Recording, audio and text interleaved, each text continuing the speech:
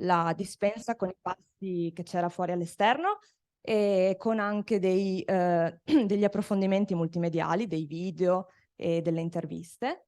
E poi ci sarà un momento molto originale, una cosa nuova, una cosa diversa che abbiamo pensato, e ci sarà una sorta di intervista doppia. Non so se avete presente le interviste doppie, quelle che si vedono nella trasmissione delle Iene, quelle dove ci sono due personaggi, uno a fianco all'altro, a cui vengono poste delle domande e ognuno dei due dà la propria risposta senza sentire quella dell'altro. Sarà una cosa fatta in questo stile qui. Avremo un giovane intervistatore che abbiamo appositamente ingaggiato per questo ruolo, che si chiama Piero Dal Poz. L'abbiamo conosciuto negli anni scorsi perché ha partecipato a diverse iniziative IRSE, ha vinto diversi dei nostri concorsi, tra cui Racconta Estero. Piero adesso si occupa è nell'ufficio stampa di Ca' Foscari, è speaker a Radio Ca' Foscari, corretto Piero? E quindi è già un po' nel ruolo di speaker, di intervistatore, e sarà lui a condurre questa intervista con domande proprio pensate da lui, e intervisterà da un lato una persona appartenente alla generazione dei boomers, come leggete nel sottotitolo della rassegna, e dall'altra parte una persona appartenente alla generazione Z. Quindi due generazioni distanti tra loro. A entrambi Piero farà la stessa domanda e vedremo che differenze ci saranno nelle risposte, che cosa risponderanno entrambe le generazioni. Io lascerei la parola a Stefania, che ringrazio ovviamente, buon ascolto. Non devi dare. Grazie.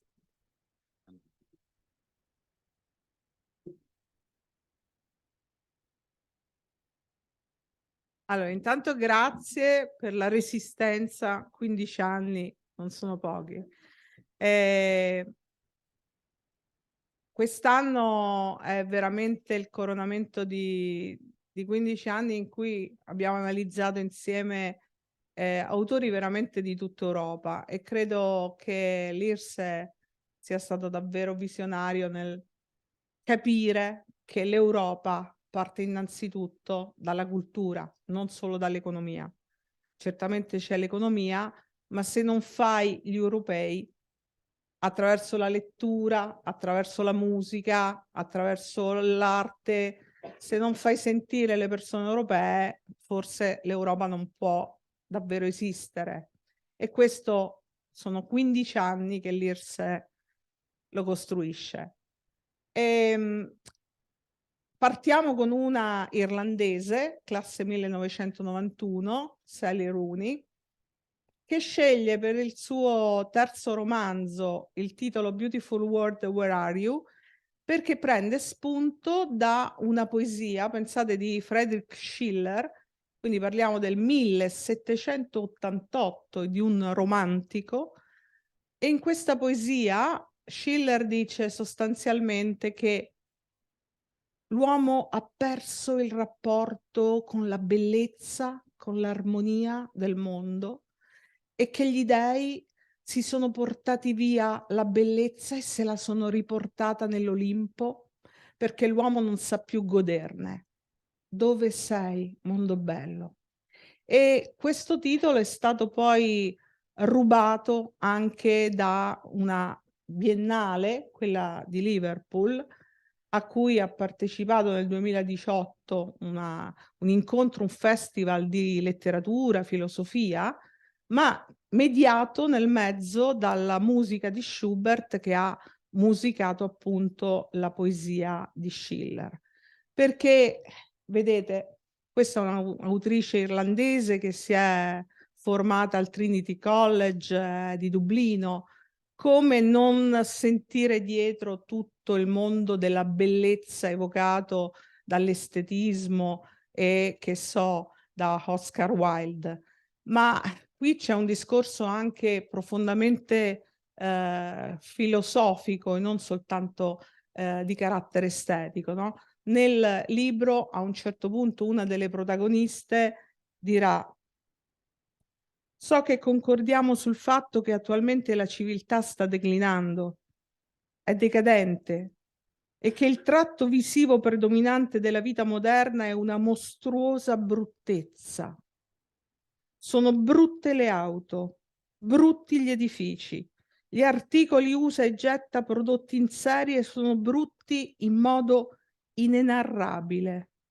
L'aria che respiriamo è tossica, l'acqua che beviamo piena di microplastiche e quello che mangiamo contaminato da sostanze chimiche cancerogene. E aggiunge poco più in là: io continuo a considerarmi una persona interessata all'esperienza del bello, ma non mi descriverei mai, salvo con te in questa mail, come interessata al bello, perché la gente capirebbe che sono interessata alla bellezza in senso cosmetico. Credo sia questo oggi il significato predominante della parola bellezza nella nostra cultura. E trovo significativo che questa accezione della parola indichi qualcosa di così profondamente brutto. Banchi di plastica in grandi magazzini di lusso, farmacie, discount, profumi artificiali, ciglia finte, barattoli di prodotto. Ora che ci penso, credo che l'industria dei prodotti di bellezza sia responsabile di alcune delle peggiori brutture presenti nel nostro ambiente visivo e del peggiore, del più fallace ideale estetico, ossia l'ideale del consumismo. Ecco, partiamo da questa provocazione della Runi, no? Il brutto che ci circonda, ed è un brutto che non va inteso soltanto in senso appunto cosmetico, ma un brutto di carattere morale. Permettetemi di fare un'aggiunta. In questi giorni io sono a Pordenone dal 94 e adesso che mi ritrovo le plastiche per strada, i cassonetti che strabordano di plastiche lasciate ai cigli, non riconosco più questo gioiellino che era a Pordenone. È un po' il senso anche di questa osservazione della Runi. Ma di che parla questo libro e soprattutto quali sono le motivazioni che ci spingono a parlare di adolescenti, di cultura dei millennials? Chi sono i millennials? Partiamo dal fatto che qui si parla di una scrittrice di nome Alice che ha avuto un certo successo, ma comincia a entrare in crisi perché il mercato dell'editoria chiede sempre di più, di più, di più. E lei da Dublino decide di andare in un paesino, prende in affitto una canonica e è entrata in profonda depressione. Addirittura non riesce neanche più a conoscere gente della sua età, è costretta a servirsi di un'app su Tinder per appuntamenti. E così incontra un certo Felix. È perciò da un lato la storia di un rapporto fra due anime, una scrittrice che è in profonda crisi e un magazziniere, un incontro organizzato attraverso un'app tra due mondi diversi, perché lei è colta e lui è uno che lavora probabilmente ad Amazon, da quello che si capisce nel libro. Da un lato, quindi, il mondo vicino a Dublino, ma siamo già nella costa, e una scrittrice e un magazziniere che si conoscono. Dall'altro un'amica di Alice, Eileen, che aveva velleità di diventare anche lei una grande scrittrice. Ha scritto anche un saggio un po' importante sulla Ginsburg. E poi cosa è diventata questa potenzialmente grande scrittrice?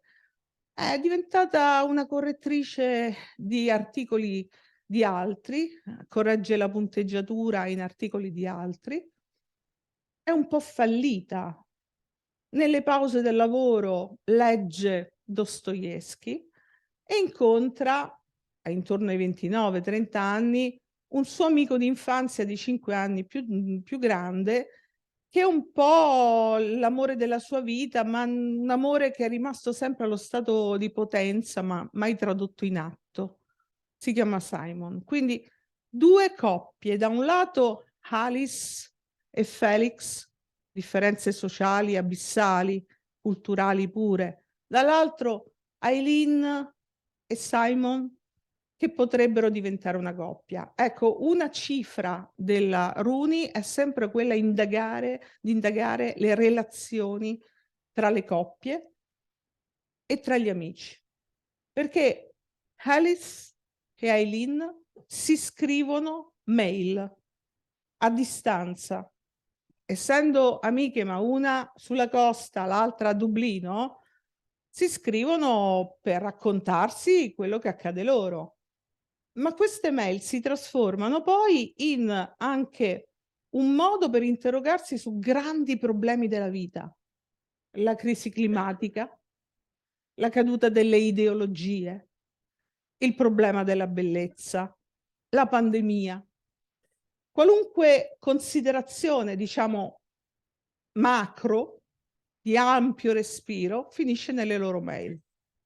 Diciamo che questo è il punto debole del libro, perché il libro è appunto la storia di Alice e Felix, poi una mail, la storia di Eileen e Simon, poi una mail, e le mail sarebbero gli spazi di riflessione di carattere ampio, sociologico, culturale, politico. Ma chi di noi scriverebbe mail così ampie e parlando della crisi climatica?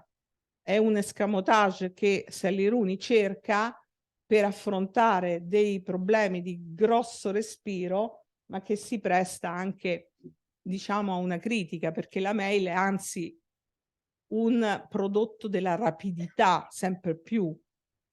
Comunque il fatto che entri la mail già è un segnale che ci troviamo di fronte a una scrittrice dei millennial, perché non siamo più al romanzo epistolare. Qui si entra dentro il romanzo dove ci sono smartphone, mail, app, è un linguaggio che è quello moderno. Ma non solo, c'è anche una struttura narrativa diversa da quella tradizionale, perché la stessa Rooney aveva iniziato con un libro che è stato un grandissimo successo, Parlarne tra amici, che raccontava di una ragazza, Frances, che ha un rapporto con un'altra ragazza, Bobby, e poi questo rapporto a 2 si complica perché le 2 conoscono una coppia sposata e lui della coppia sarà attratto da Frances, lei della coppia sarà attratto da Bobby. Quindi c'è intanto il discorso che preme molto alla Rooney della fluidità di genere e degli interscambi di coppia, Frances, Bobby, Nick, Melissa, sono rapporti molto fluidi. Ma in questo primo romanzo la voce narrativa è abbastanza tradizionale, è una, Frances. Si passa al secondo romanzo, siamo ormai altezza 2018, in Normal People, persone normali, e lì si comincia a vedere una staffetta, un passaggio dal punto di vista di uno al punto di vista dell'altro. Marianne e Connell sono 2 giovani, una viene da una classe sociale alta, Connell invece da una classe sociale bassa. Lui però è un vincente nel football, lei invece è un'anima solitaria. Altro elemento caratteristico della Rooney. Nelle coppie analizzare le disparità di classe, le disparità di agiatezza. Può reggere una coppia se la cultura è diversa, se le provenienze sono diverse e se magari lei è un po' misantropa e lui invece è un campione che fa innamorare e affascina tutti, se caratterialmente si è diversi, se le provenienze sono diverse, allora qui sceglie di passare prima dal punto di vista di uno, poi di cambiare il punto di vista dell'altro.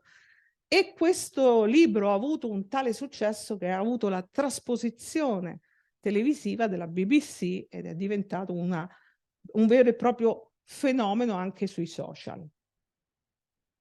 Arriviamo a Dove sei, mondo bello, e la sperimentazione continua, quindi dal narratore singolo al punto di vista oscillante al narratore che si mette alla nostra altezza, e quindi accadono delle cose per cui, se stiamo raccontando che Aileen entra in camera con Simon e faranno qualcosa, il narratore resta fuori. Lo seguì in camera da letto e lui chiuse la porta dicendo qualcosa che si perse. Lei rise e dalla porta la risata filtrò attutita e musicale. Immerso nell'oscurità, il salotto era di nuovo immobile e silenzioso. Nel lavandino erano rimaste le 2 ciotole vuote, i 2 cucchiai e un bicchiere con una leggera traccia di burro cacao trasparente sul bordo. Dalla porta continuò a filtrare il mormorio della conversazione, parole smussate, indistinte, e verso l'1 del mattino scese il silenzio. Alle 5:30 il cielo cominciò a schiarire nella finestra a est del salotto, da nero ad azzurro e poi bianco argenteo. Un altro giorno. Il verso di un corvo da una sovrastante linea elettrica, il rumore degli autobus per strada. Io e il narratore vediamo la stessa cosa. Vediamo Aileen e Simon che entrano in una stanza, sentiamo le voci e non sappiamo che sta succedendo. Il narratore ne sa quanto me che leggo, cioè solo quello che avviene in salotto.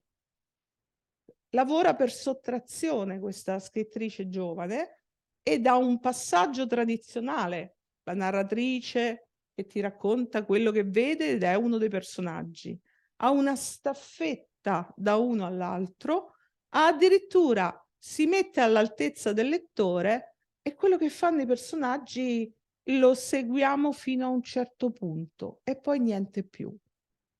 È estremamente innovativa già in questo, ma non solo in questo.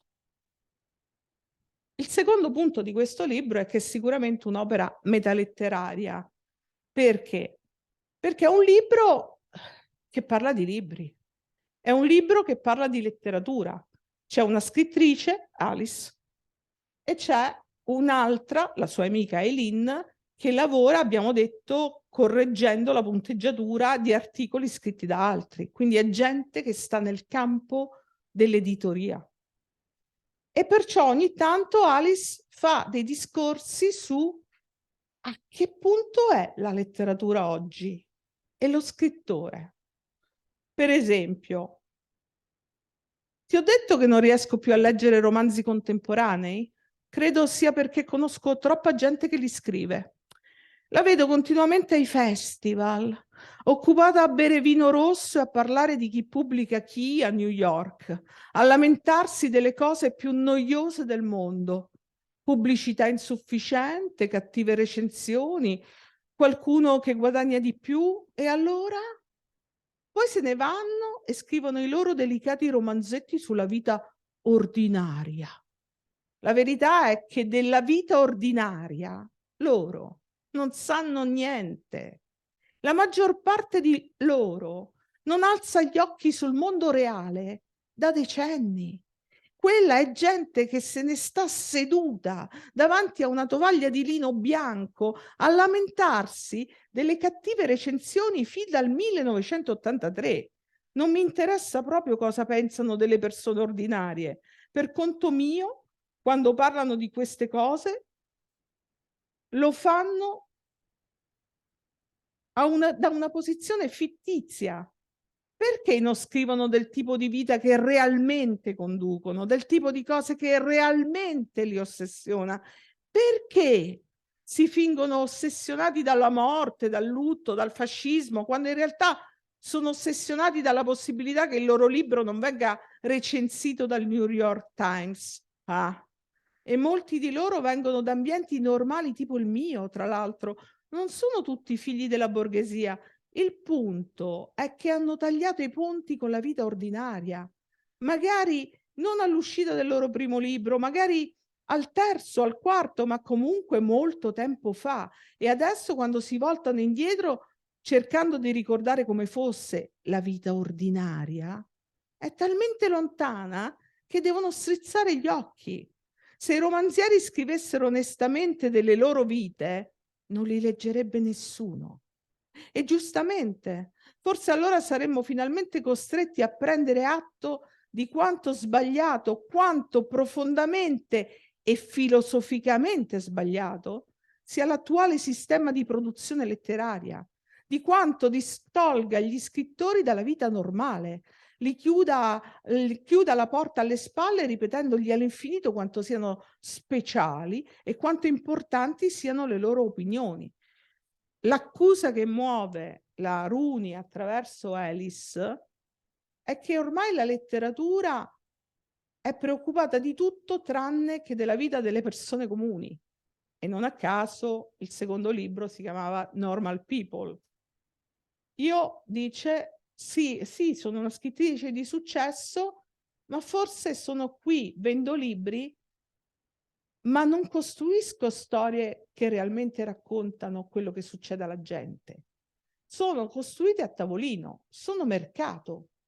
E ancora, a pagina 50, fa dire ad Alice quante volte noi andiamo ai festival letterari e lo scrittore viene chiesto tantissimo sulla sua vita, no?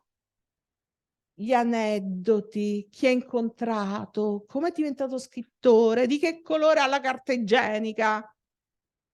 E lei a un certo punto dice: e comunque qual è la relazione tra lo scrittore famoso e i suoi famosi libri? Se mi comportassi male e fossi una persona sgradevole e parlassi con un accento fastidioso, il che sospetto sia il mio caso, avrebbe forse qualcosa a che vedere con i miei romanzi? Certo che no. Il lavoro sarebbe lo stesso, nessuna differenza. E cosa ci guadagnano i libri a essere associati a me, alla mia faccia, alle mie fisse, in tutta la loro sconfortante specificità? Niente. Quindi perché? Perché funziona in questo modo? Quali interessi serve? Tutto questo mi deprime, mi allontana dall'unica cosa che nella mia vita abbia un senso. Non è in alcun modo di pubblico interesse. Soddisfa soltanto le curiosità più volgari e pruriginose e serve a organizzare il discorso letterario interamente attorno alla dispotica figura dell'autore, il cui stile di vita e le cui idiosincrasie vanno necessariamente e per nessuna ragione esaminate fin nei più clamorosi dettagli. Cioè, perdiamo di vista il libro. Il protagonista diventa l'autore con le sue fisse e idiosincrasie. Ma io sono per leggere il libro, non per leggere il vissuto dell'autore. Quindi cosa c'è dietro questo che è un trash anche televisivo? Andare a scandagliare nelle vite, nelle cose pruriginose e perdere di vista l'obiettivo che è il libro. E ancora, qualsiasi cosa io sappia fare, qualsiasi talento insignificante io possa avere, la gente da me si aspetta soltanto che io venda. E intendo letteralmente che io venda per denaro, finché avrò un sacco di soldi e più nessun talento. Dopodiché basta, sarò finita. Avanti il prossimo 25enne pimpante destinato a un crollo psicologico. Il mercato si aspetta che io venda e poi avanti il prossimo, usa e getta il talento. Quindi la Runi, classe 1991, attraverso un personaggio che è evidentemente il suo alter ego, fa una riflessione su la letteratura oggi parla di tutto tranne che del la gente normale. B, il rapporto dovrebbe essere col libro e invece è diventato una curiosità morbosa sui particolari piccanti e pruriginosi e l'aneddotica dell'autore. E C, il mercato è quello che conta. Quanto si vende? Vendi? Che ascolto ha fatto la trasmissione? Non l'importanza o la bellezza della trasmissione. Mondo bello, dove sei tu? Nel libro, scusate un secondo, nel libro ci sono tanti libri citati. È come un fil rouge che accompagna la lettura. Di solito il personaggio di Aileen, quella che corregge le bozze, per capirci. Bene, Aileen nelle pause del lavoro legge I Fratelli Karamazov. Più tardi, finiti I Fratelli Karamazov di Dostoevsky, legge Henry James, libro del 1904, La Coppa d'Oro. A un certo punto della storia viene citata Anna Karenina di Tolstoi e alla fine del libro David Copperfield. Ma come mai questi? Che scelta c'è dietro? I Fratelli Karamazov, perché I Fratelli Karamazov sono un potentissimo romanzo che parla di un conflitto tra la religiosità e la razionalità. I fratelli si dividono tra uno molto religioso, pieno di fede, e uno invece molto razionale e lucido, tra i vari componenti della famiglia. E questo è un tema molto importante per la Runi, perché la Runi presenta spesso personaggi che oscillano. Da un lato ci sono quelli profondamente, non voglio dire atei, ma proprio marxisti e molto legati a hic et nunc, qui e ora, la terra, le cose che si toccano, razionali. E dall'altro personaggi con una profonda fede e bisogno di credere.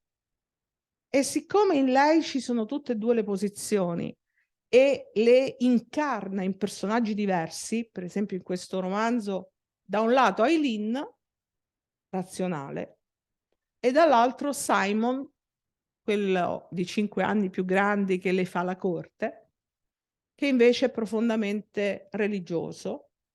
Lei, come dire, ritrova questa sua oscillazione in Dostoevsky.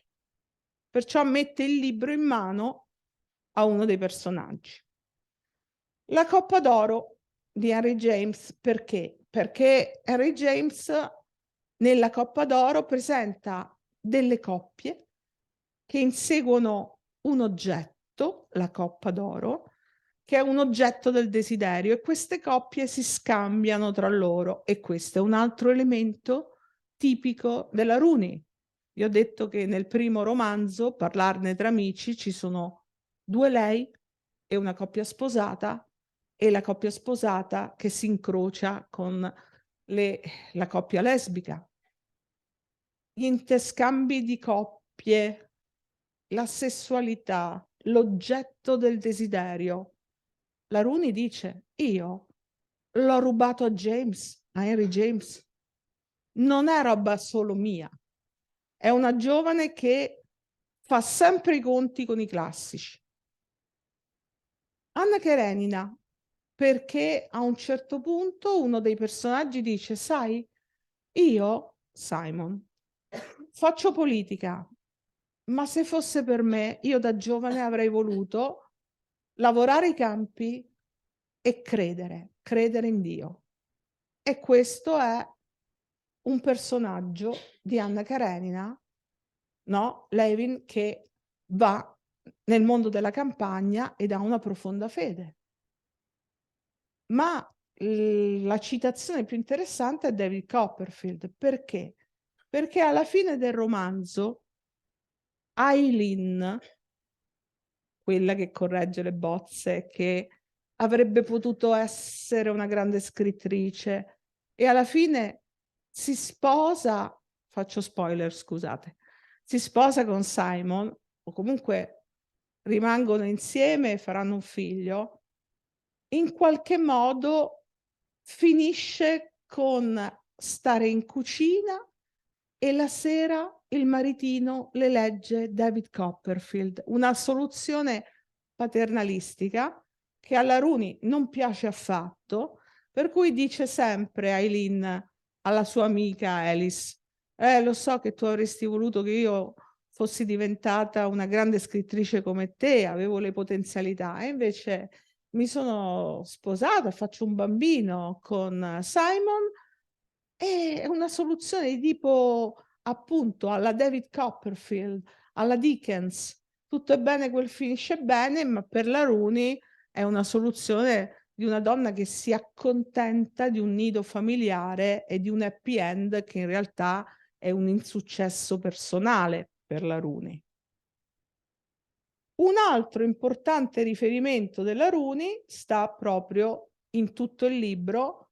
Eileen pubblica un saggio sulla Ginsburg e il libro è dedicato alla Ginsburg, perché in Le piccole virtù la Ginsburg dice che cos'è uno scrittore per lei e la Rooney, che è irlandese, dice: io ho capito cos'è un essere che scrive, cosa vuol dire essere scrittore, leggendo Natalia Ginsburg, cioè un'italiana. Quindi un libro che parla di letteratura e di libri, ma non è questo che lo ha reso famoso. Il motivo principale è che è un libro che parla di relazioni e di difficoltà nei rapporti, perché questi rapporti da cosa sono complicati? Sono complicati per esempio dalle differenze sociali.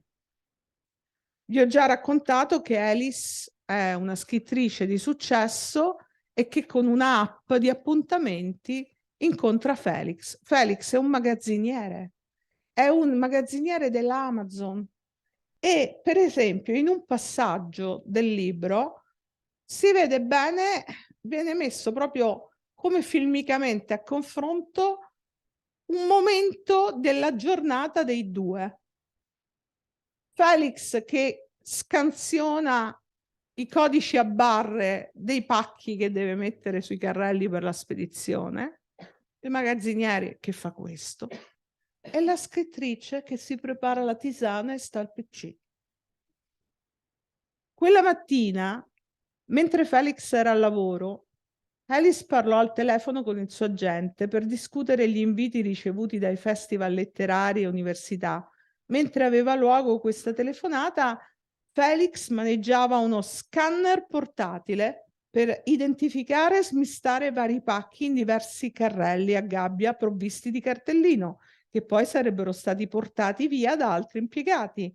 Quando venivano a prendere il carico, alcuni di questi lo salutavano, altri no.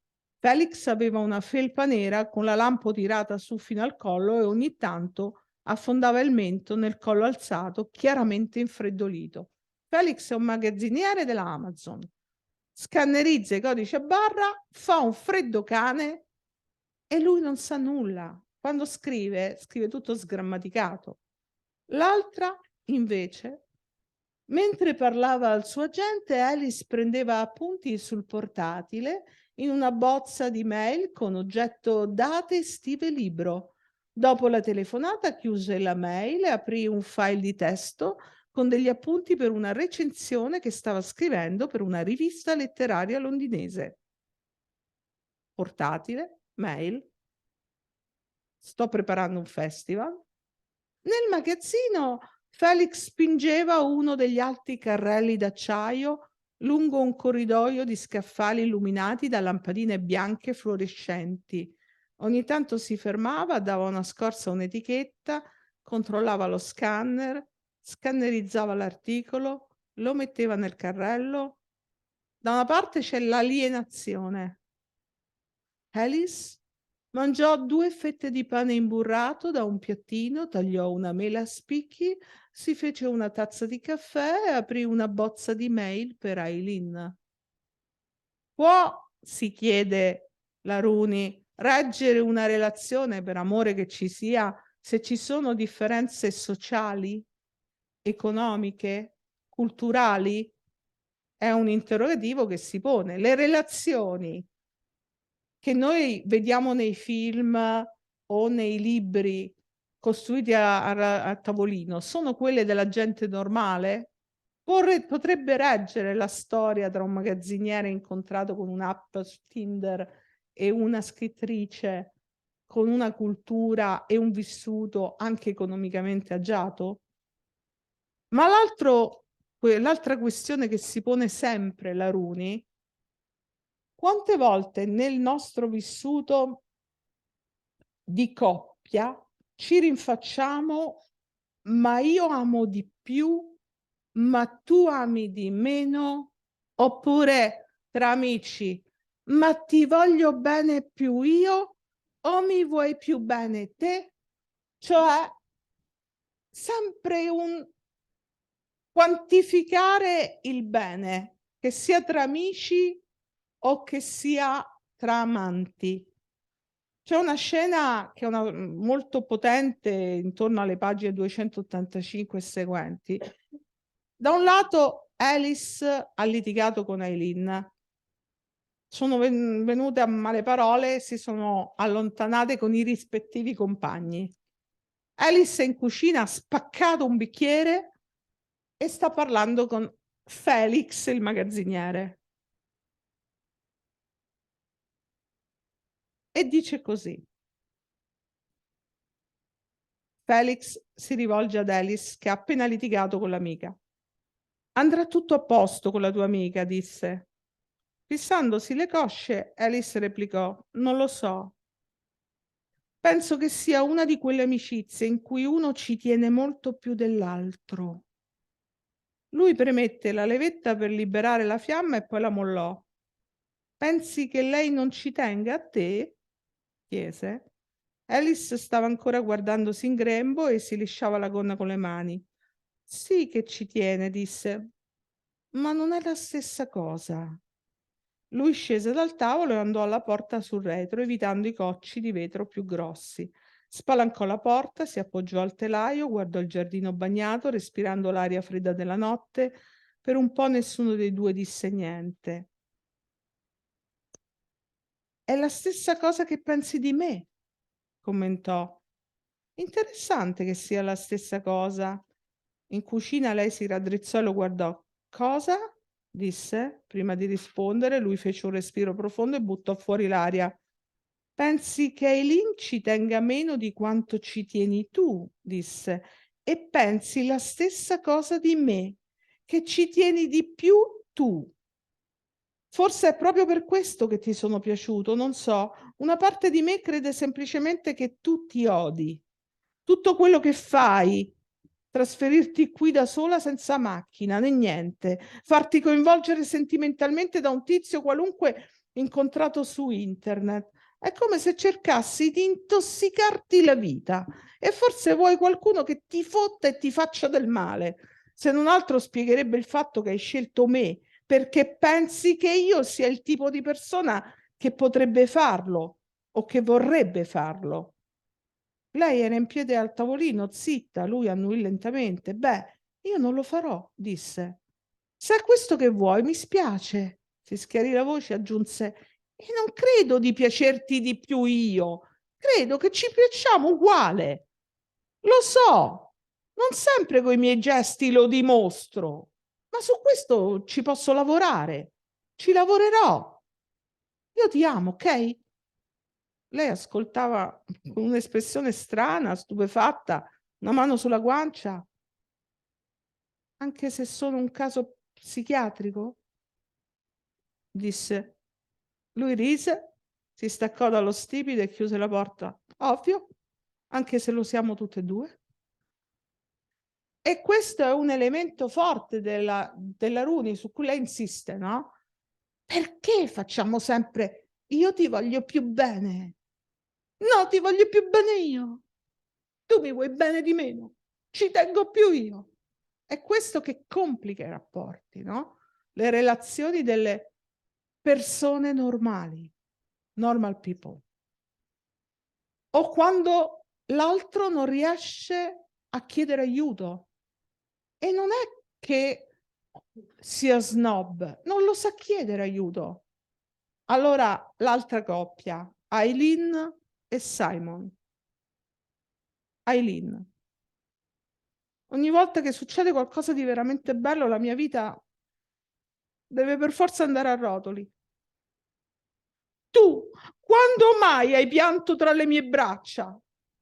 Mai, non è mai successo. Lui abbassò teneramente lo sguardo su di lei, sul suo zigomo lentigginoso, sull'orecchio arrossato e bollente. No, riconobbe, ma siamo diversi. Ma non sono disperato, stai tranquilla. A tratti sono triste, ma va bene. Lei scrollò leggermente la testa senza alzarla dalle ginocchia. Ma io non mi prendo cura di te come tu fai di me. E lui, beh, forse non sono altrettanto bravo a lasciare che ci si prenda cura di me. C'è sempre un io di più, tu di meno, e l'altro che dice forse non lo so dimostrare, forse non so chiedere aiuto. La forza di questa scrittrice è analizzare le coppie nella loro incapacità di dirsi ti voglio bene e basta senza quantificare. Ma il motivo per cui siamo qui stasera è anche la grande rivoluzione di una millennial. Ma cosa vuol dire millennial? Ultimamente la sociologia americana ha voluto distinguere le generazioni e ha cominciato a cercare dei momenti spartiacque. Allora si definisce generalmente boomer la generazione che va dal 46 al 64, girate i numeri, perché in teoria sarebbe la generazione del boom economico e del forte incremento demografico. Io sono una boomer. A proposito, se mi sentite dire i boomer, secondo la Crusca in italiano non c'è bisogno di mettere la S se le parole sono entrate nel linguaggio. Non dico films, perché sono italiana. Però boomer, non essendo una parola ancora entrata pienamente, autorizzerebbe a dire boomers.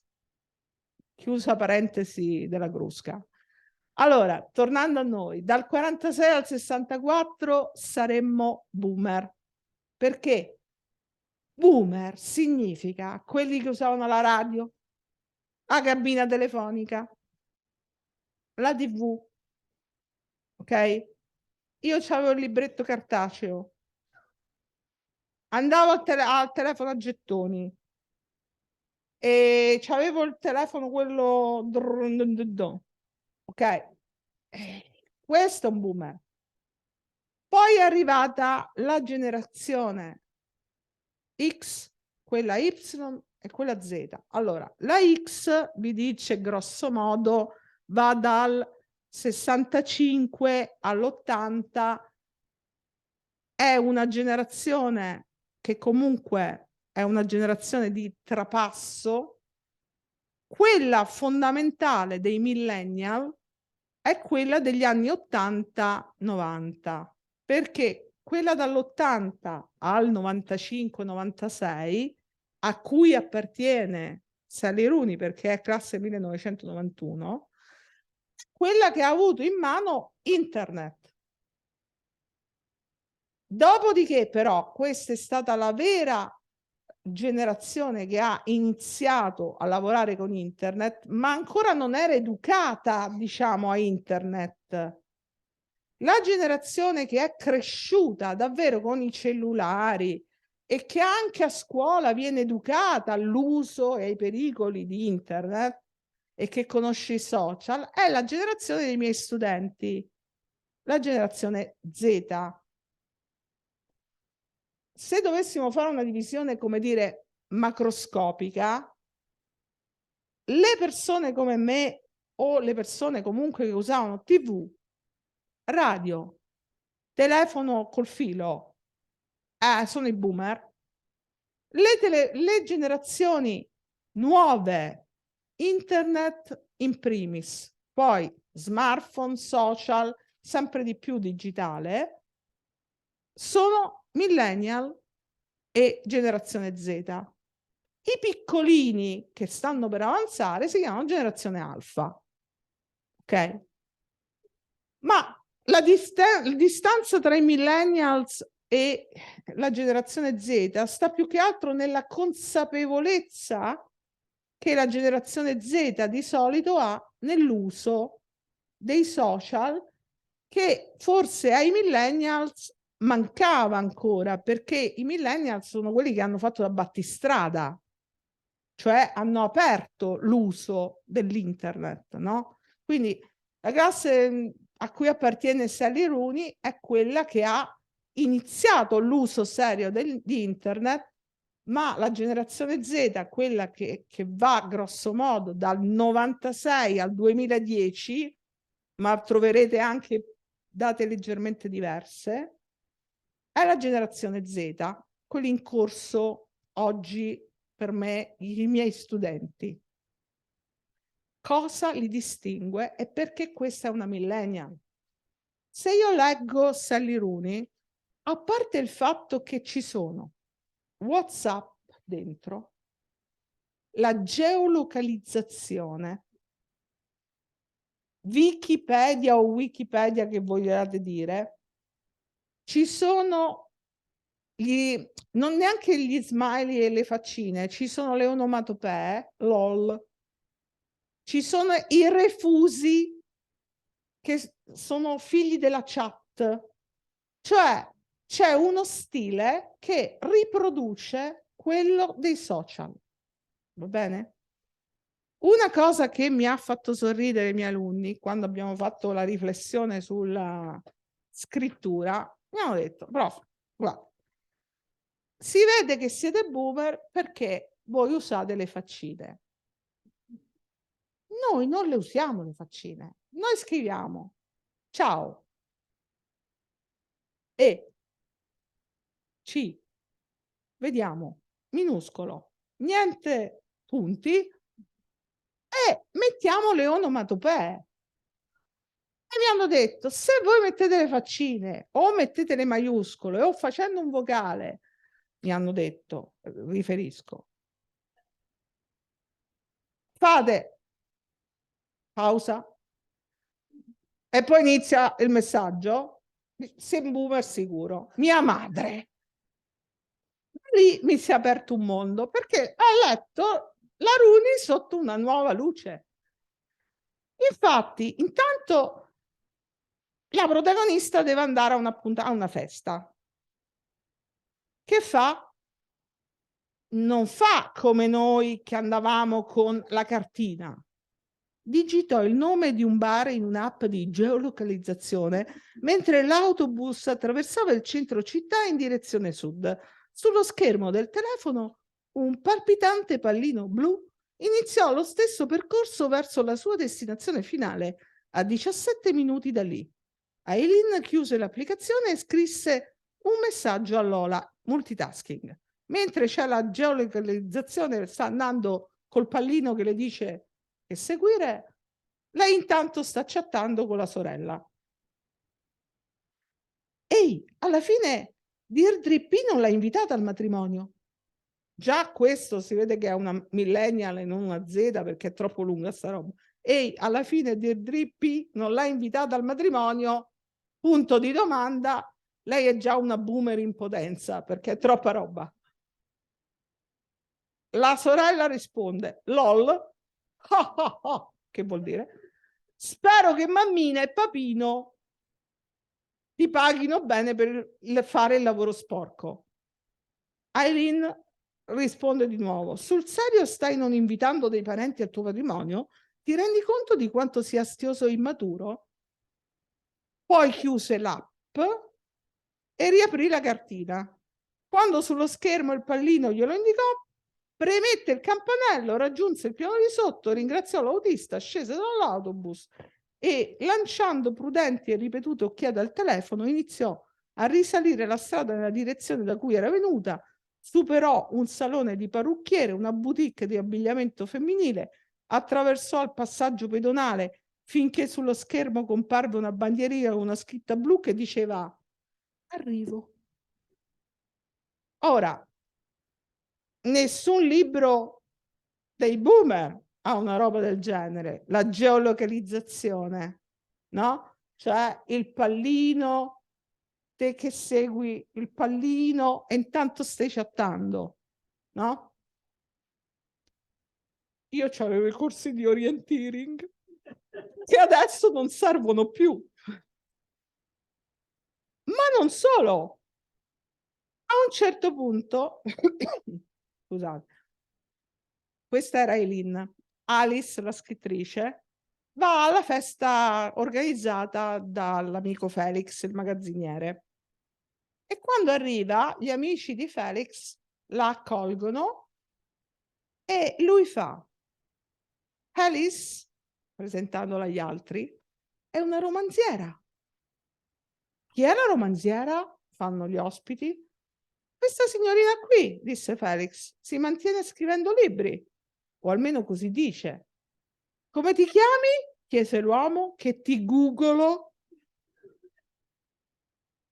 Che senso? Alice guardava accadere tutto ciò con aria di affettata indifferenza. Alice Keller, disse.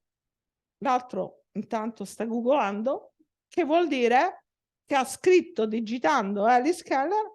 Felix lo osservava, l'uomo si sedette su una sedia vuota, iniziò a digitare sul telefono, Alice beveva il suo vino e si guardava intorno con apparente disinteresse, fino sul suo telefono l'uomo disse: eccola, è famosa! Alice non reagì, ne ricambiò un'occhiata di Felix, Daniel si sporse a guardare lo schermo. Ah però, ha una pagina Wikipedia! Quindi tu non sei famoso perché hai scritto i libri, ma perché c'hai la pagina Wikipedia, no? Questo nei libri dei boomer non c'è. Poi Alice sempre invita Felix a Roma. Dice: guarda, io devo presentare un libro. Vuoi venire con me? Tutto pagato. E lui, vabbè, faccio il magazziniere da Amazon, figurati, vado a Roma. Ma siccome lei deve fare le presentazioni dei libri, lui mica può passare tutta la mattina senza far niente. E fa il giretto per Roma. Io vengo da Roma. Felix trascorse la mattinata a gironzolare per la città, guardandosi attorno, ascoltando musica in cuffia, scattando foto e postandole in un gruppo WhatsApp. Una fotografia ritraeva una stradina ombreggiata e acciottolata, al cui fondo una chiesa bianca splendeva alla luce del sole, con portoni e battenti di un verde acceso. Un'altra, un motorino rosso parcheggiato davanti alla vetrina di un negozio con delle scritte retro sulla porta. Infine postò una fotografia della Basilica di San Pietro, di un azzurro pastoso come una torta glassata, vista in lontananza da Via della Conciliazione, con il cielo sfolgorante sullo sfondo. Vi ricordo che siamo a Roma e che siamo vicino alla Basilica di San Pietro, ma lui non sta guardando la Basilica, lui sta fotografando, usando i filtri, il cielo come una torta glassata, e sta postando. Nella chat di gruppo qualcuno con il nome utente Mick commentò: "Do cazzo sei?" Qualcuno rispondente al nome di Dave scrisse: "Aspetta un attimo, sei in Italia?" "Ah, la faccia! Non sei al lavoro questa settimana?" Felix digitò una risposta: "Roma, baby." Olmao, che vuol dire mi sto facendo sotto dalle risate. Qui con una che ho incontrato su Tinder, quando torno ti dico, senza punto, minuscolo. L'altro, ma come a Roma con un becco di Tinder? Roma minuscolo, normale. Urge spiegazione, oh. Un altro della chat che si aggiunge. Aspetta, cosa? Una vecchia sfondata da rimorchiato su internet. Mick di nuovo che si aggiunge. Oh, detesto dirlo, ma questa l'ho già sentita. Ti sveglierai senza un rene. Dopo questo scambio, Felix chiuse il gruppo, quindi la chat, e ne aprì un altro che si intitolava numero 16. Ehi là, avete dato da mangiare a Sabrina, il cane, oggi? Senza punto di domanda. E non solo crocchette, deve avere dell'umido. Dopo postate una foto, voglio vederla. Sono tutti messaggi uno dietro l'altro, non uno, che è la norma secondo i miei alunni, che fanno testo. Subito nessuno rispose né visualizzò il messaggio. Quindi, spero che sia chiaro, una generazione millennial, serie Runi, classe 1991, Dublino, scrive usando Google Maps, WhatsApp, geolocalizzazione, vi ho messo le pagine così potete andare a vedere, social, app, e poi fa una cosa che è vera. Quando scriviamo velocemente, noi invertiamo le parole, ok? Invece di scrivere intendo, adesso io sto usando la traduzione, ovviamente in inglese il gioco sarà diverso. Scrive Nintendo, mi spiego? I refusi, cioè gli errori di scrittura veloce, mi spiego? Quindi che cosa fa? Cerca di riprodurre la realtà delle persone millennial e generazione Z che fanno uso di geolocalizzazione, WhatsApp, postano, chat, onomatopee.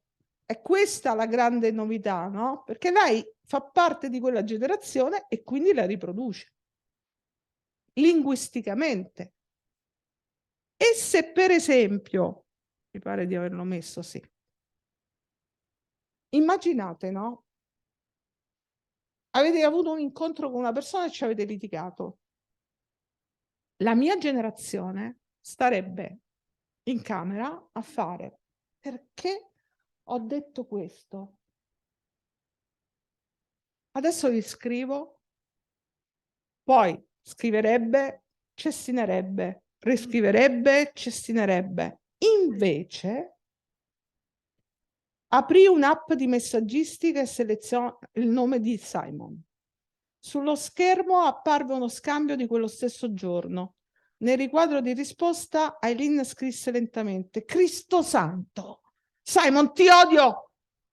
Considerò con calma il messaggio, poi, dopo evidente ponderazione, aggiunse: quindi per te ci siamo solo divertiti per una settimana e intanto tu ti vedevi con un'altra?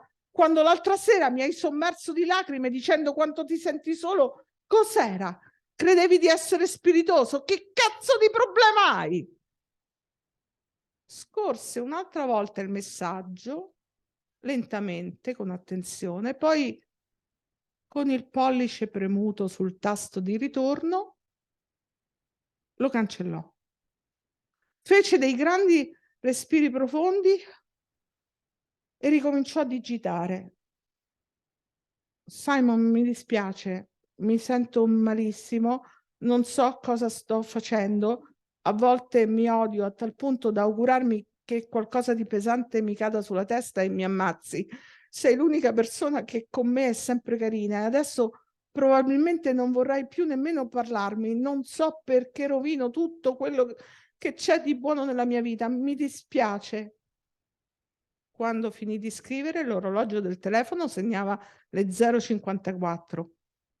Passò il dito sullo schermo per tornare all'inizio del messaggio, poi di nuovo in fondo per rileggere l'ultima riga, dopodiché premette nuovamente il polpastrello sul tasto backspace.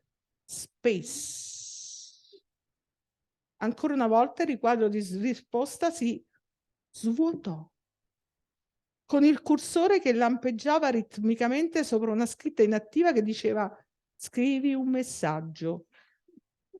Bloccò il telefono e si stese sul letto. Cioè, la mia generazione avrebbe la carta nel cestino. Qui backspace. Ok? O quella cosa che mi ha fatto sempre impazzire quando entravo, e qui sarebbe un'altra porta aperta, la mia generazione che è entrata su internet va su Facebook, ma la generazione Z, Facebook di che? TikTok, semmai. I social ci dicono le generazioni. Comunque, una cosa che mi ha fatto sempre impazzire quando entravo su Facebook è: come stai? Come ti senti? Cioè, lo stato, no? Come stai? Cosa stai pensando? Cosa stai pensando? Niente. Un'altra cosa che troverete se avrete voglia di leggere Sally Rooney è una riflessione molto generazione Z, molto generazione millennials sulla sessualità. Si parla nelle nuove generazioni di, sentite dire, fluidità, nel senso che quando andavo a scuola io, lo so che state pensando alle guerre puniche, io sono classe 1963, sono una boomer, però giuro, giuro, scuola Don Bosco, Roma, Montesagro, un piano per le, cioè il piano era lo stesso, scusate, a destra le femmine, a sinistra i maschi. A destra le femmine col grembiulino bianco, a sinistra i maschi col grembiulino blu, e ci siamo incontrati una volta sola con le maestre alla festa di carnevale. Punto. C'era i maschi e le femmine. Adesso la nostra scrittrice giustamente dice: ma questo categorizzare, no? Allora dice: i nostri modi di pensare e parlare della sessualità sembrano così limitati se paragonati all'estenuante e debilitante potere della sessualità in sé. Come facciamo anche solo a stabilire che tipo di sesso ci piace e perché? E dov'è la terminologia per tutto questo? Alice lo dice proprio chiaramente nel libro. Io non so dirti se mi piacciono le femmine o i maschi, e per me non è un problema. Il problema è che non abbiamo la terminologia, cioè le parole, per dire ciò che ci piace. Punto. Non è una questione di maschi e femmine, dice Alice, ma una questione di tabù, di parole, di termini che sono limitanti. Ne fa un discorso di linguaggio, non di genere. Ok? Non voglio toccare le sensibilità di nessuno, sto solo raccontando un libro. E ancora, un'altra cosa che analizza è il tramonto delle ideologie, cioè dice effettivamente adesso di qualunque coloritura politica si voglia essere, di qualunque pensiero si voglia essere, c'è come la sensazione, e lo dice lei, ma lo vedrete anche nella prossima autore Nicolas Mathieu, che è francese, c'è la sensazione che certi eventi della storia, per esempio il crollo del muro di Berlino, abbiano decretato il tramonto delle ideologie, che non significa che fossero meglio di adesso, ma proprio che ci fossero delle forme di pensiero per cui battersi, per cui spendere la vita, per cui scendere in piazza. E invece la sensazione di questi autori è che non ci siano più valori per cui combattere. A scrivere è una 1991, non una boomer. Sull'istinto del bello credo che ti sbagli, scrive in una mail all'amica. Gli esseri umani l'hanno smarrito con il crollo del muro di Berlino. Con la morte dell'Unione Sovietica è morta anche la storia, dice Eileen scrivendo ad Alice. No? La sensazione che quel muro fosse una divisione ingiusta, ma che ci fossero delle forme di pensiero per cui battersi, no? E che adesso ci sia solo una grande forma di qualunquismo. Dico, è la Runi che dice questo. E infine troverete anche riferimenti alla crisi climatica, alla pandemia. Se per esempio leggete pagina 293, scoprirete che Felix, il magazziniere che lavora su Amazon, a un certo punto, dopo la pandemia, avrà paura di tutto, avrà bisogno di andare allo psicologo, che è un fatto di normal people, di gente ordinaria di adesso. Perché dopo la pandemia la richiesta dell'aiuto e del sussidio psicologico è aumentata in maniera esponenziale da parte, per esempio, degli studenti nelle scuole. Questo anche c'è in questo libro. Ecco perché vale forse la pena di leggere Beautiful World, Where Are You? Ci sono dei limiti in questo libro, ve li ho già detti. Per esempio, le mail che parlano di cose che io forse non affronterei per mail, però certe provocazioni stilistiche, far entrare WhatsApp, social, LOL e quant'altro, far capire che le generazioni comunque sono consapevoli del cambiamento, della perdita della bellezza, della perdita dell'armonia, forse rende questo libro effettivamente un libro che vuole parlare di vita ordinaria. E vi ringrazio tantissimo dell'ascolto.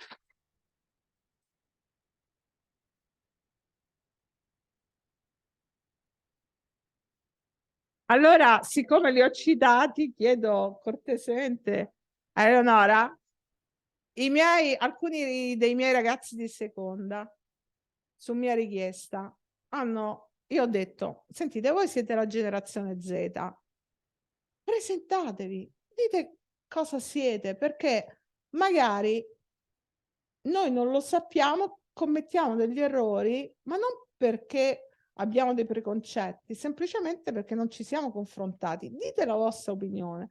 E loro mi hanno costruito, e non sono stata io a guidarli, sono sincerissimi, molto schietti, hanno costruito un piccolo video, se avete la pazienza di vederlo, in cui dicono: questi siamo noi e questo è quello che forse voi vi aspettate da noi, ma state attenti alle aspettative che avete su di noi, perché a noi creano stress. Vorrei che li ascoltaste perché sono veramente autentici, 15-16 anni.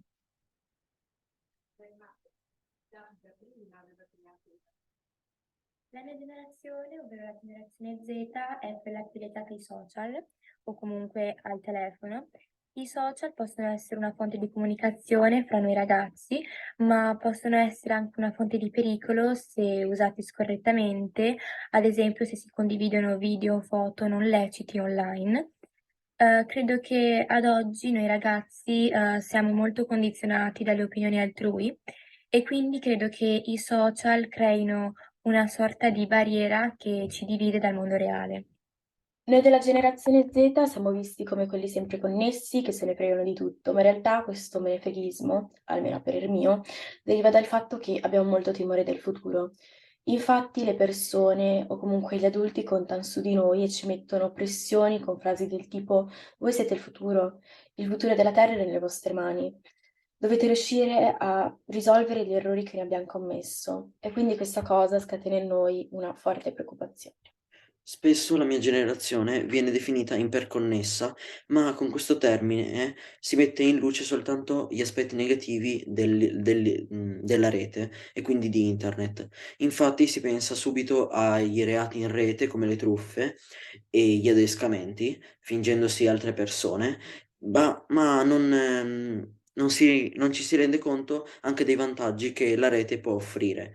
Infatti, l'utilizzo di internet può fornire un accesso a moltissime informazioni su qualsiasi tema. Inoltre, può mettere in comunicazione molte persone anche se si trovano in parti diverse del mondo, ecco.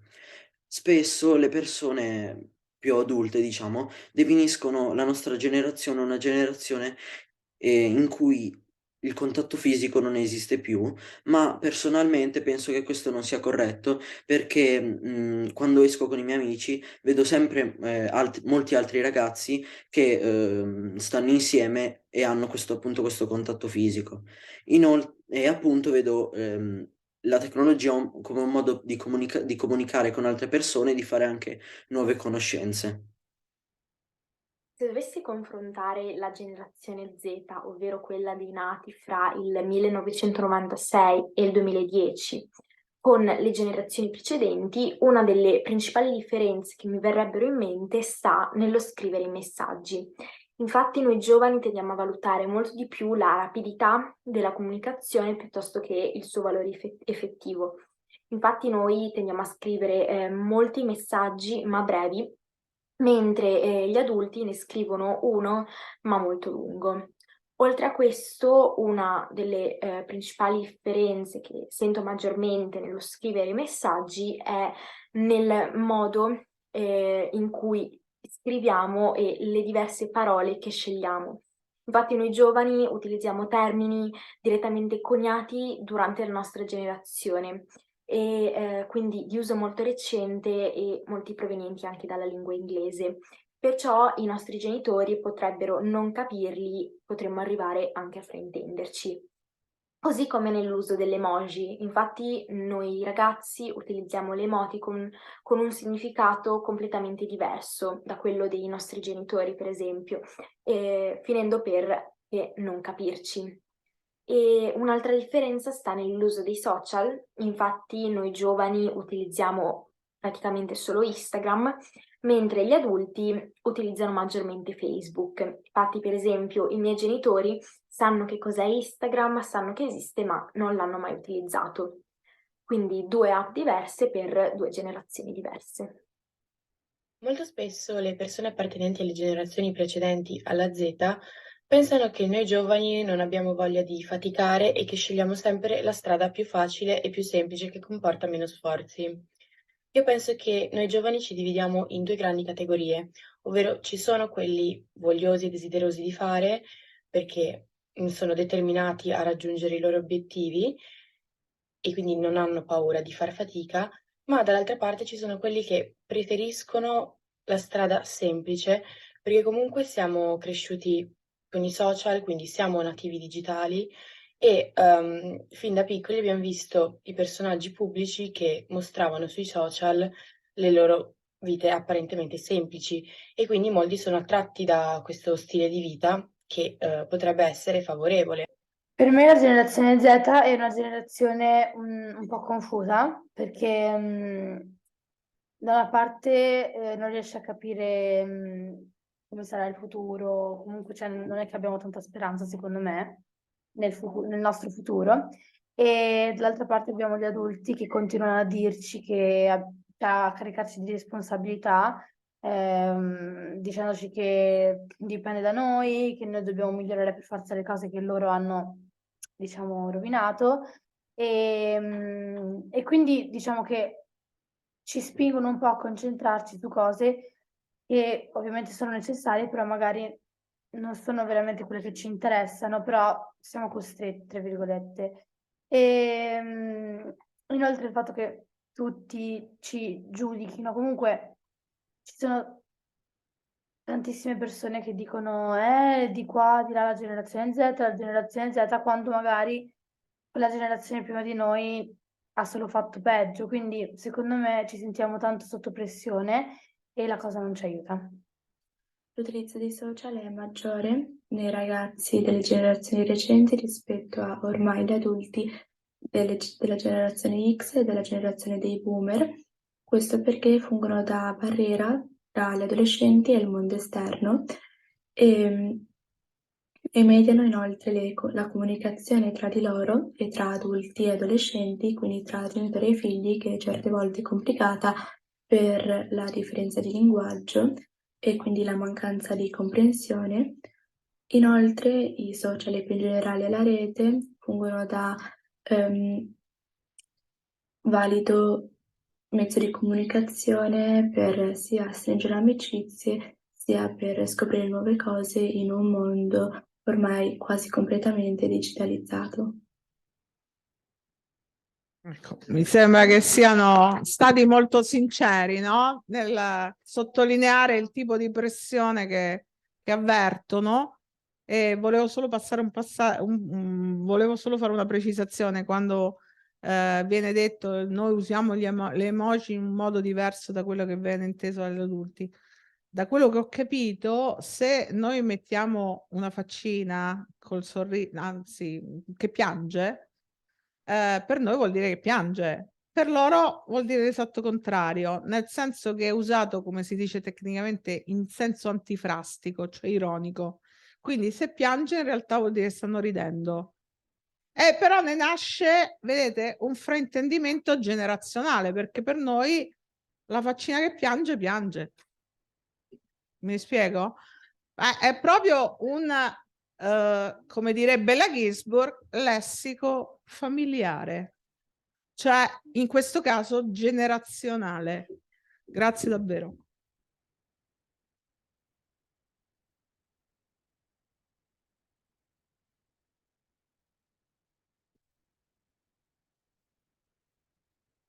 Passiamo al momento dell'intervista. In realtà l'intervistato boomer è scappato. Secondo me ha avuto un momento... Dove è andato? È veramente uscito. Comunque intanto noi introduciamo l'intervista. No, siamo perfettamente in orario in realtà.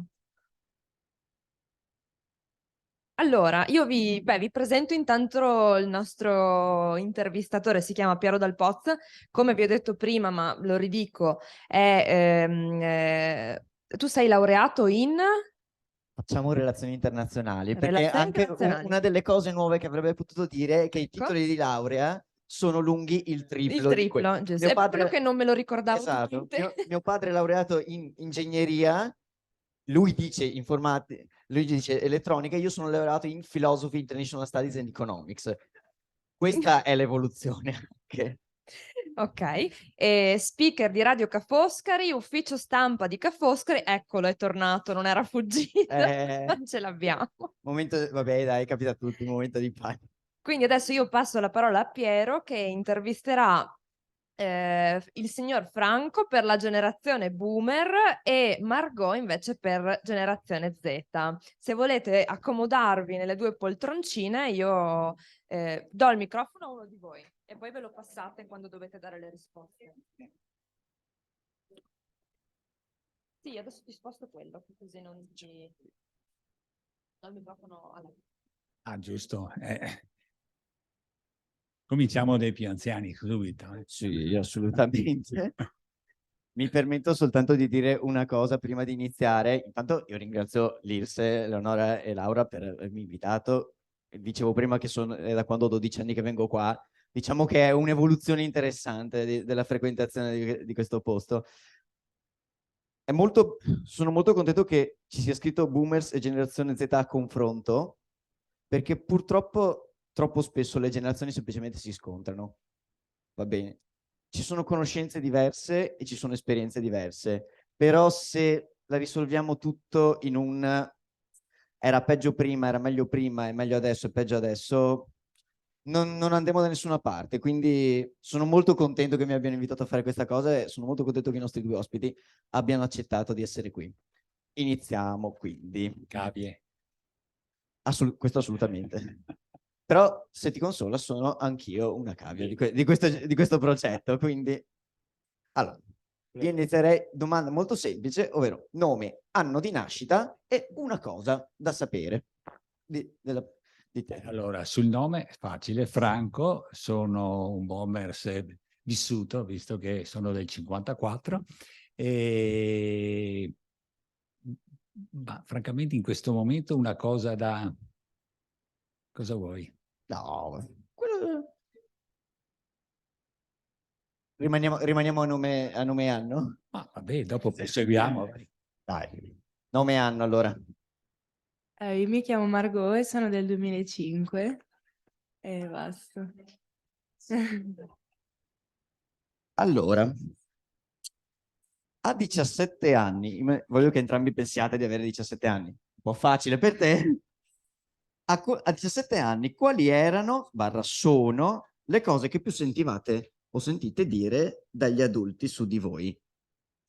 Eravate d'accordo?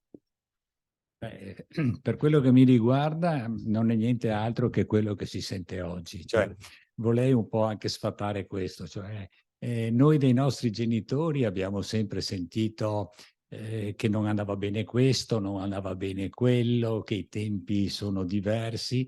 Oggi sono diversi sicuramente per i Z e sicuramente da parte dei loro genitori ci saranno discorsi molto simili a quelli che abbiamo sentito noi quando avevamo 17 anni. Allora, la frase, come hanno detto i ragazzi di prima, che ci sentiamo dire più spesso, è: avete il futuro in mano, speriamo in voi e fate qualcosa, non state sempre sul telefono che vi fa male. In pratica è questo. Le frasi più comuni. Allora, a 17 anni avevo fiducia nel futuro, vero o falso? Perché? Ecco, questo è uno dei punti sicuramente che differenziano un po'. Sì, credo tutti o una buona parte di noi nel futuro, non lo vedevamo assolutamente scuro, anzi bello roseo, magari difficile per certe cose, ma rinforzato moralmente da degli obiettivi e anche da ideologie che ognuno di noi, chi più, chi meno, aveva per un futuro migliore. Questo è quello che io credo rappresento un po' questo periodo, è stato un periodo di roseo futuro, direi, ecco. Allora, io parlo per me, è la maggior parte dei miei coetanei. Purtroppo non vediamo il futuro così tanto roseo, esatto. Anzi, il contrario, e la maggior parte di noi ha ambizioni molto scarse o comunque, cioè, quando ci chiedono che sogno hai o comunque le tue ambizioni sono sempre molto...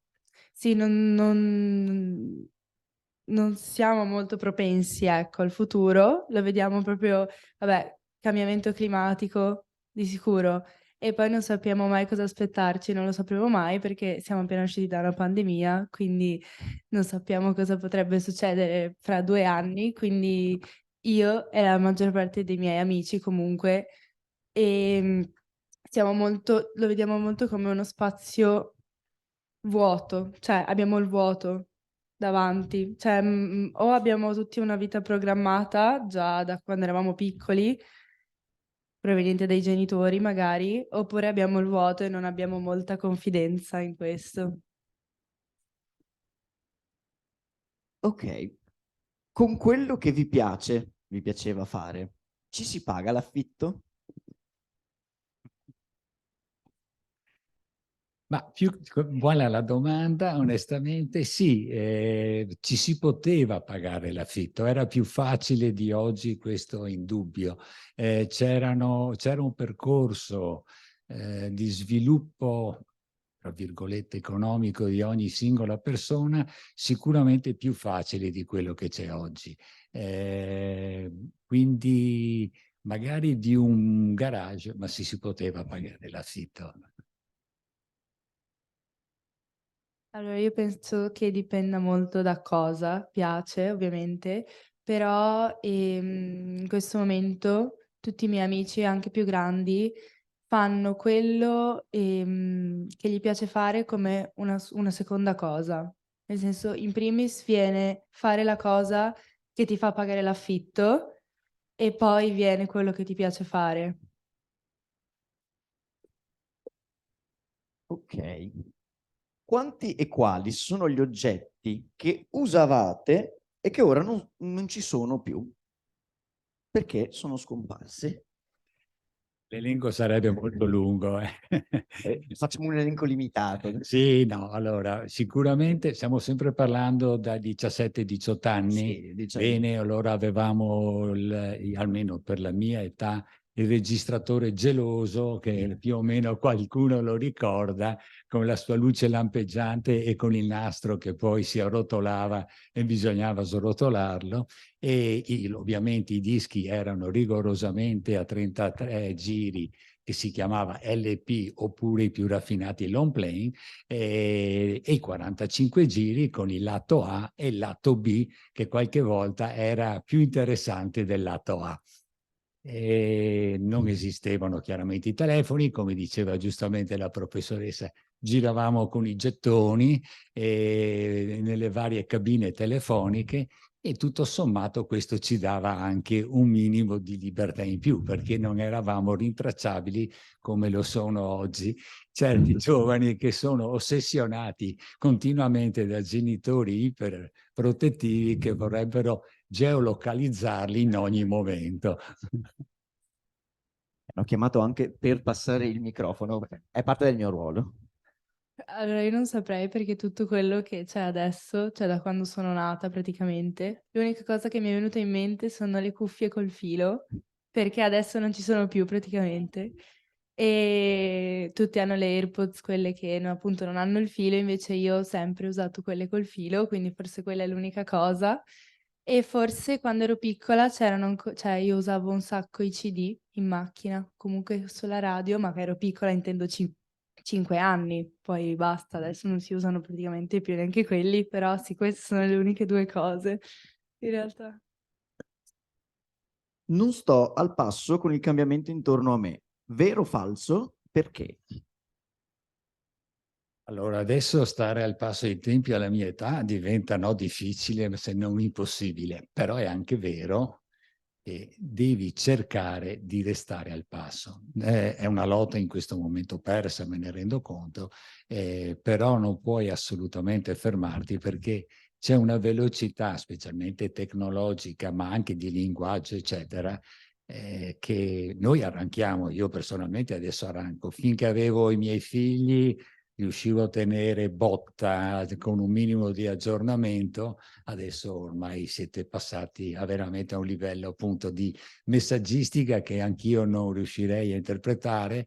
Sono ancora uno dei emoji, perdonatemi, e quindi oggi è sempre più difficile. Però, francamente, indifferentemente dall'età, il cercare di comunicare, di cercare di capire le nuove tendenze per quello che riusciamo, questo è fondamentale, questo sì.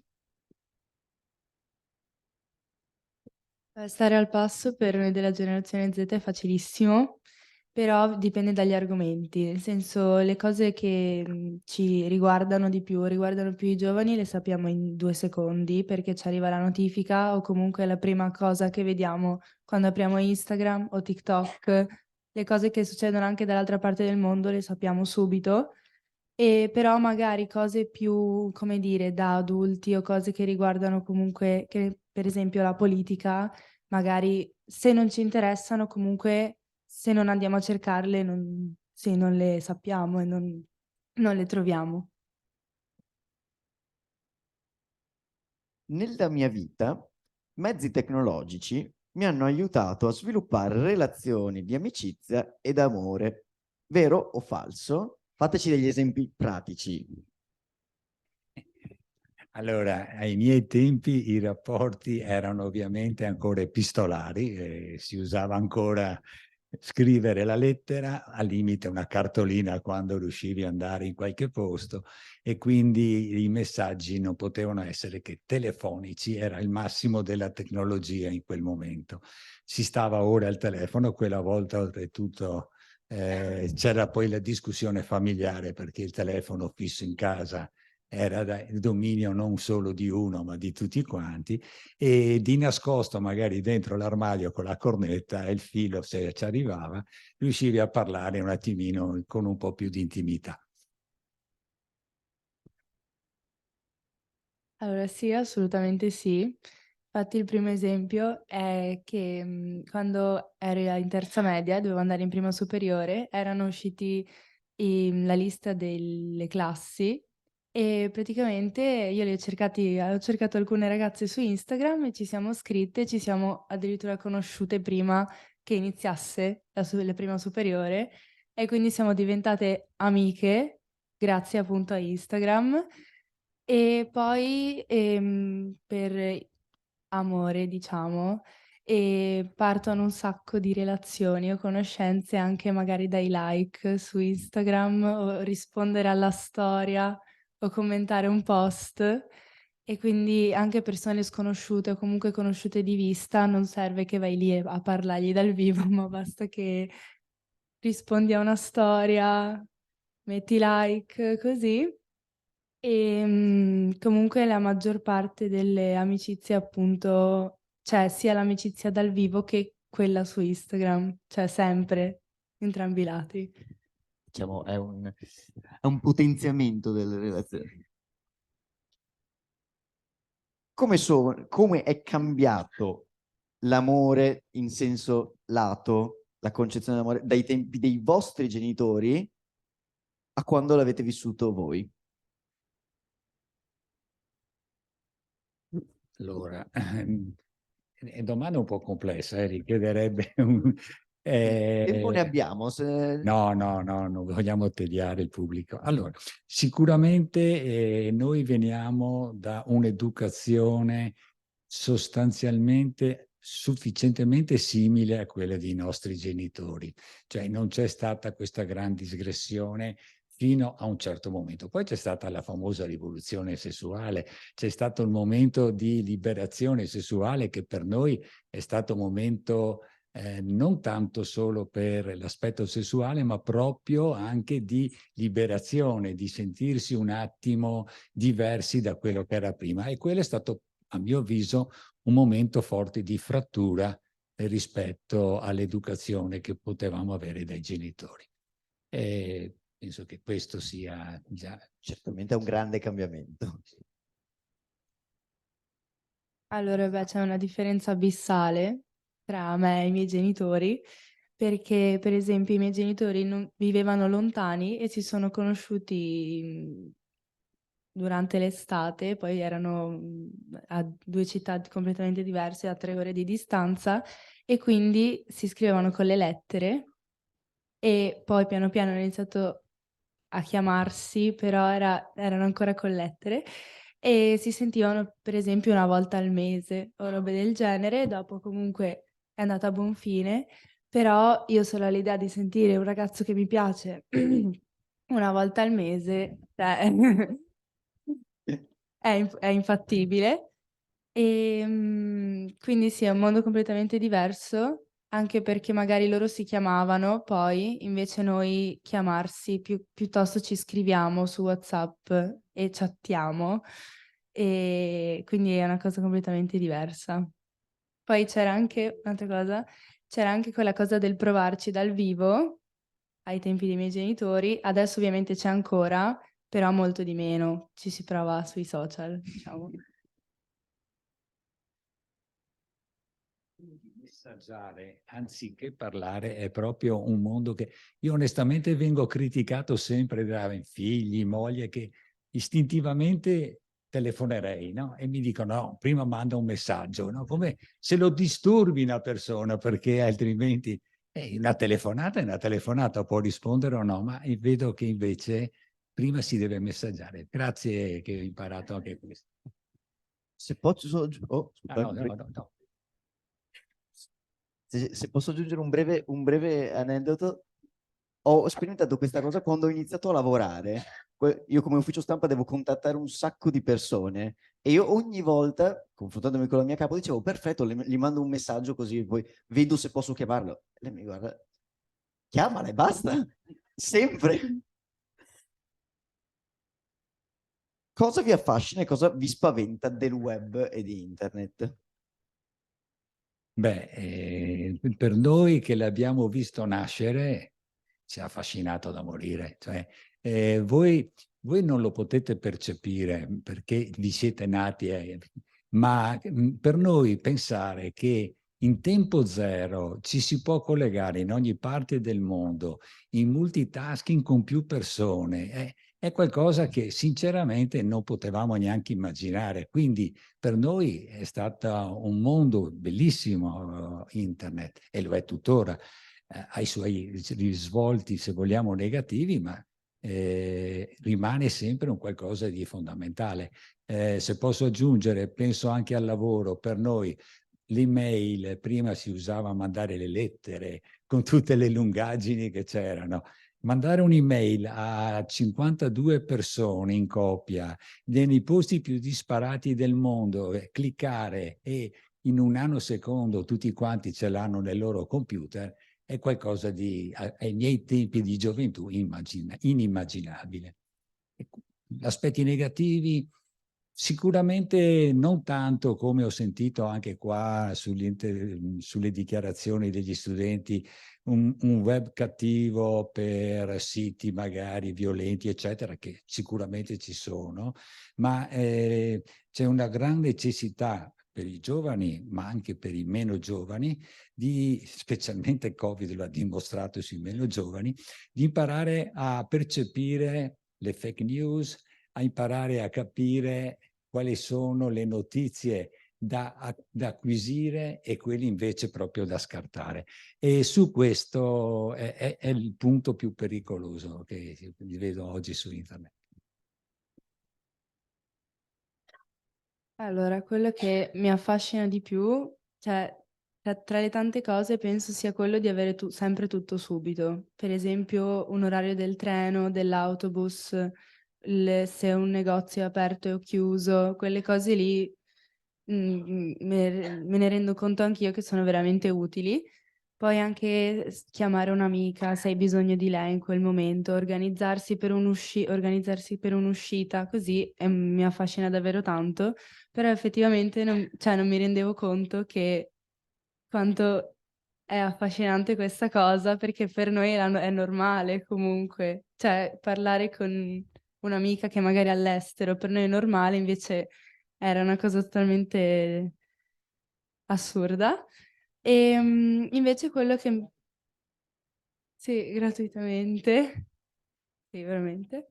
E invece quello che mi spaventa di più mi è venuto subito in mente il giudizio degli altri, perché faccio tanto caso a quello che potrebbero pensare o quello che pensano di quello che posto sui social, e penso che sia quello che spaventa di più tutti, perché ci sarà sempre qualcuno che ti giudica per una foto che fai, per il posto dove sei, per con chi esci.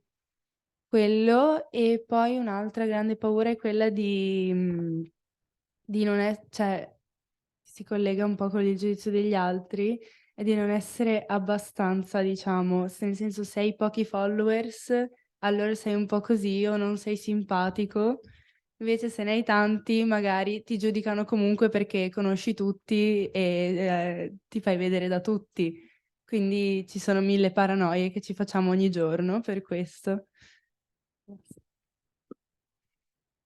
I cambiamenti climatici mi preoccupano per la mia vita quotidiana, o almeno mi preoccupavano in passato. Vero o falso? Allora, nel passato, per ignoranza, no. Nel futuro è il numero uno dei miei problemi. È dove andremo a sbatterci violentemente con un treno a tutta velocità, a mio avviso, con la differenza che noi saremo nell'ultimo vagone e i giovani invece saranno nei primi vagoni. Questo è quello che mi sta preoccupando, sinceramente. Quindi per noi oggi, che credo ci sia sempre di più una presa di coscienza, anche se non saranno problemi immediati, quindi che potranno toccarci direttamente in modo, ma sicuramente per i nostri figli, i nostri nipoti, la preoccupazione onestamente è molto alta. Per me, appunto, è anche per me uno dei primi problemi a cui penso se guardo il futuro. E è una cosa che purtroppo molti di noi giovani ci stiamo, tra virgolette, arrendendo, perché vediamo che comunque nonostante tutti i piccoli sforzi che ci dicono di fare, anche se li facciamo, vediamo che comunque non sta cambiando niente o abbiamo paura di questo. E comunque i grandi capi del mondo stanno, sì, anche se noi facciamo e ci proviamo, siamo sempre a quel punto lì. E quindi mi dispiace perché magari ci sono ancora 5 persone su 10 che ci provano e continuano, e magari altre 5 persone invece si sono arresi perché dicono tanto non cambierà niente, lasciamo che vada come vada. Però comunque moltissimi di noi non si rendono conto che in realtà succederà a noi questa cosa e non è così tanto un futuro, cioè è un futuro prossimo, non è così tanto lontano, e quindi sì, questo. Ultima domanda, e sappiate che questa la farò a tutti gli altri ospiti che arriveranno nelle prossime settimane. Dite una cosa positiva del passato e una cosa positiva del presente. Allora, del passato, sicuramente una maggior socializzazione fisica che oggi nei giovani non vedo, nel senso che sono molto presi a comunicare con gli smartphone o comunque nei social. Noi, non avendo quelli, gioco forza, avevamo un contatto anche fisico proprio molto più forte rispetto all'oggi. Su oggi una cosa positiva, ce ne sono molte a mio avviso, e sono convinto, tra parentesi, questa è una mia opinione personalissima, che tanti giovani non si rendono conto di quanta positività c'è oggi e quanta ce ne potrebbe essere domani. Mi dispiace, non voglio andare fuori tema, ma mi dispiace veramente, sono d'accordo che tanti giovani non vogliono, si danno già per perdenti. È vero, la lotta è impari, è fortemente impari, e la possibilità di vincere è minima, ma ciò nonostante dovete lottare. Noi veniamo anche da un periodo storico, parlo del 68, gli anni 70, turbolento, violento, però avevamo un grandissimo vantaggio. Credevamo in tanti ideali, giusti, sbagliati, poi purtroppo tanti smentiti, però questo ci ha dato una gran forza a proseguire. Nei giovani vedo qualcosa, banalizzando, vedo la Greta Thunberg da una parte, le sardine dall'altra, ma poi diventano un po' evanescenti, non si concretizza niente, e quindi addirittura io personalmente devo dire che tipo le azioni deplorevoli dell'ultima generazione di questo periodo, deplorevoli da una parte, ma comprensibili onestamente dall'altra. Cioè, capisco che se dovete farvi capire, qualche volta dovete alzare i toni molto fuori dal coro, questo sì. Però di cose positive ce ne sono veramente tante che potete fare e guardare.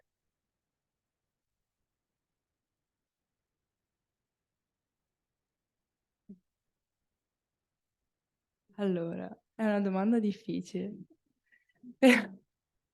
Però una cosa positiva del passato che vorrei tornasse, ma non tornerà mai, concordo con lui sul contatto fisico e sulla vita sociale, soprattutto perché adesso facciamo tutti le stesse cose dappertutto, noi giovani, tipo andare in discoteca, trovarsi solo a quel bar, invece magari lì mi ricordo che mio papà mi raccontava che anche senza organizzarsi c'era il campetto, si trovavano in piazza, cose del genere. Invece adesso la piazza, cioè a mio avviso nessuno ci va più in piazza, sì, ci troviamo da altre parti. Poi Quindi penso alla vita sociale concordo con te, la cosa positiva, e poi del presente penso l'informazione, che sia la cosa che mi piace di più, perché stiamo tutti al passo, appunto, nessuno rimane indietro, diciamo. E grazie a internet, ovviamente, e questo. Sì. Io ho finito con le mie domande, ringrazio di nuovo i miei ospiti per essere stati qui e ringrazio tutti voi per essere venuti qui oggi. Ci vediamo giovedì prossimo, ovviamente.